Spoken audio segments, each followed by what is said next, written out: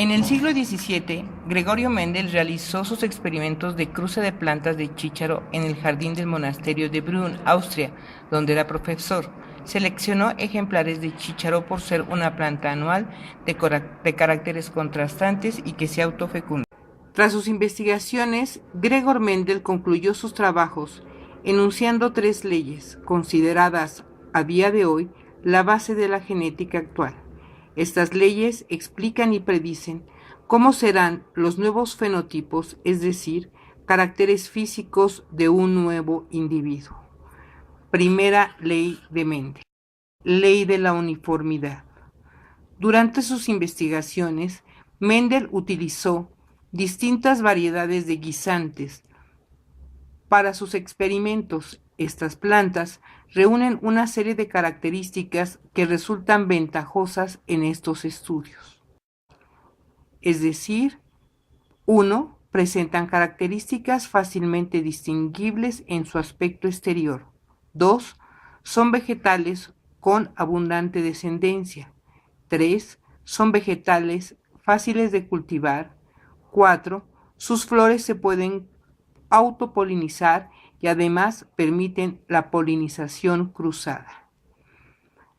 Las diferentes variedades de guisante que empleó Mendel en sus trabajos corresponden a la especie Pisum sativum. Presentaban 7 características fácilmente distinguibles con 2 variaciones cada una. 1. Forma: semilla lisa o rugosa. 2. Color de la semilla: amarilla o verde. 3. Color de la cubierta de la semilla: gris o blanca. 4. Forma de la vaina: lisa o rugosa. 5. Color de la vaina: amarilla o verde. 6. Longitud del tallo: largo o corto.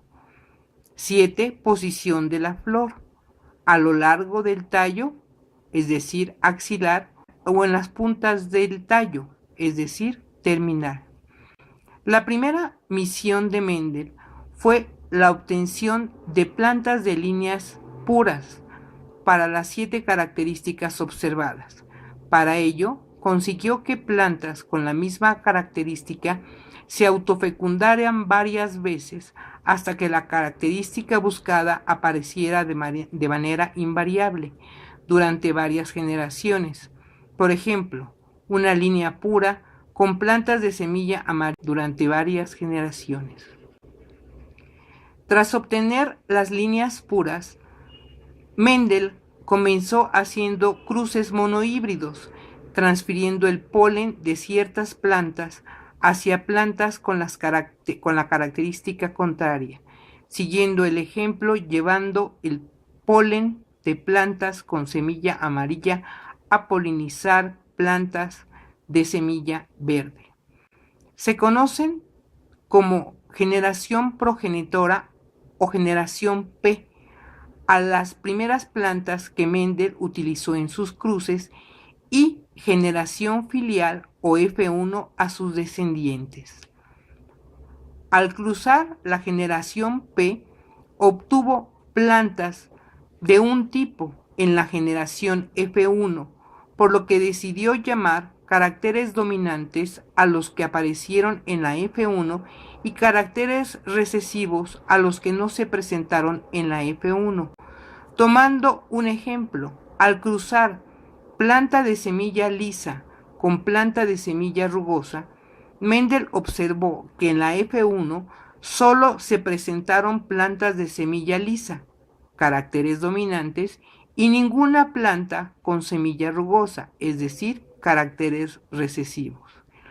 En resumen, establece que si se cruzan 2 razas puras para un determinado carácter, es decir, la línea parental entre sí, los descendientes de la primera generación filial o F1 serán todos iguales entre sí, con igual fenotipo y genotipo, e iguales en fenotipo a uno de los progenitores. Segunda ley de Mendel, principio de la segregación de los caracteres. también llamada ley de la separación o disyunción de los alelos. El carácter hereditario se transmite como una unidad que no se combina, se diluye o se pierde al pasar de una generación a otra, solo se segrega o separa. Los dos genes que rigen cada carácter no se mezclan ni se fusionan, sino que segregan a la hora de formarse los gametos, teniendo cada gameto uno y solo uno de los alelos diferentes. Estas afirmaciones, formuladas por Mendel, son consecuencia del avance de sus investigaciones. Mendel observó que, cruzando entre sí a los elementos F1 o primera generación filial, los individuos de la F2 o segunda generación filial presentan pares de alelos distintos, por lo que su genotipo ya no es uniforme como resultado de las distintas combinaciones posibles de los genes. En cuanto al fenotipo, por otro lado, según se trate de la herencia dominante o intermedia, las proporciones resultantes son 3:1 en el primer caso y 1:2:1 en el segundo. En las palabras del propio Mendel, resulta claro ahora que los híbridos forman semillas que tienen uno o el otro de los caracteres diferenciales y de estos la mitad vuelven a desarrollar la forma híbrida, mientras que la otra mitad produce plantas que permanecen constantes y reciben el carácter dominante o el recesivo en igual número. Tercera ley de Mendel, ley de la independencia de los caracteres. También descrita en ocasiones como segunda ley, si no se tiene en cuenta la primera. Mendel concluyó que los diferentes rasgos son heredados de manera independiente entre ellos. Esto es, que el patrón de herencia de un rango no afectará al patrón de herencia de otro.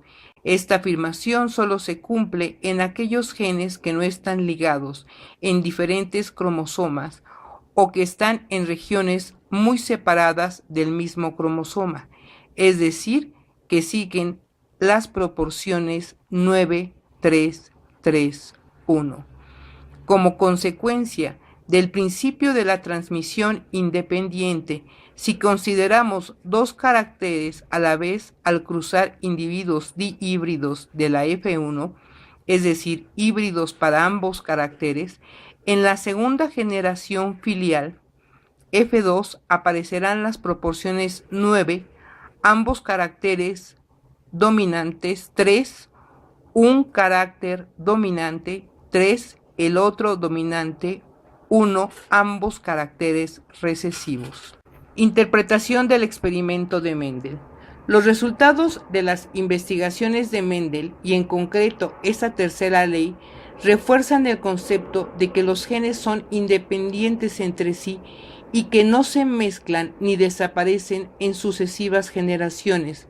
Para esta interpretación fue completamente necesaria la elección de los caracteres, pues, como dijimos anteriormente, estos resultados no se cumplen siempre, sino solamente cuando los dos caracteres a estudiar estén regulados por genes que se encuentran en distintos cromosomas. No se cumple, por tanto, cuando los dos genes considerados se encuentren en un mismo cromosoma.